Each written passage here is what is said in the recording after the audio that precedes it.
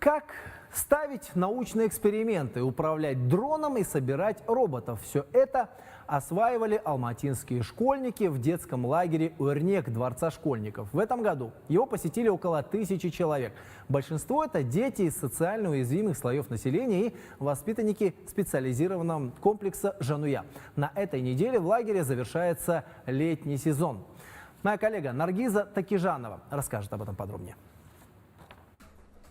Кому-то больше нравится занятия по информатике, а кто-то часами готов ставить химические эксперименты. Так или иначе, найти в лагере занятия по душе мог каждый. По словам руководителя научно-технического отдела Дворца школьников Валерия Никифорова, одна из главных целей – помочь ребенку найти себя.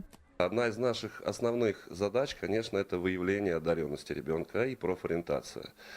Потому что возможно, что ребенок пришел, например, заниматься на дамбре, но в процессе этих смен он пробует себя и в футболе, пробует себя и в IT, пробует химию, физику, то есть у нас много направлений. И где-то проявляется у него интерес не просто, а именно где получается, то есть он проявляет себя. Всего за летний сезон в лагере было 8 смен. Это неделя завершающая, говорит старший вожатый Гульжан Рахманбекова. В лагере работают 7 вожатых, у каждого свой отряд. Организовать интересный досуг, а главное найти подход к каждому ребенку непросто. Работать с детьми интересно, делится она. И прощаться с ними всегда грустно. В одной смене у нас насчитывается больше 90 детей. С каждым годом мы стараемся улучшать условия, внедряем интересные программы. У нас есть 2 учебных корпуса. В этом году мы обновили мебель, появились новые парты, оборудование. Детям очень нравится находиться здесь. Иногда они даже не хотят возвращаться домой.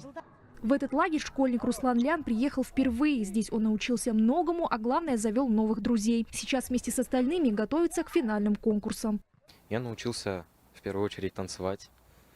Никогда до этого в лагере не танцевал. И научился работать в команде, быть лидером отряда. У нас был конкурс танцев, получается, День индейцев был. Мне понравилось, что мы все вместе собрались и сами поставили танец. Я сам предложил идею для танца, мне это больше всего понравилось, и мы все вместе поставили его.